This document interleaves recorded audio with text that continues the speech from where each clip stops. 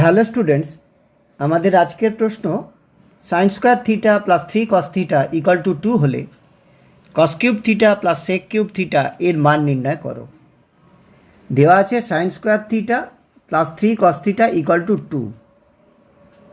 সুতরাং sine square থিটার পরিবর্তে আমরা লিখব 1 minus cos square theta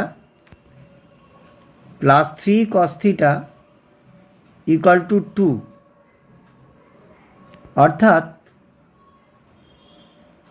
3 cos theta equal to cos square theta plus 2 minus 1,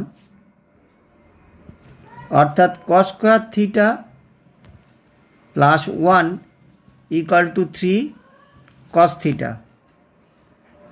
সুতরাং cos square theta plus 1 by cos theta equal to 3, অর্থাৎ cos theta plus 1 by cos theta equal to 3, অর্থাৎ cos theta plus sec theta equal to 3। সুতরাং উভয় পক্ষে ঘন করে পাই cos theta plus sec theta whole cube equal to 3 cube, অর্থাৎ cos cube theta plus sec cube theta plus 3 cos theta into sec theta into cos theta plus sec theta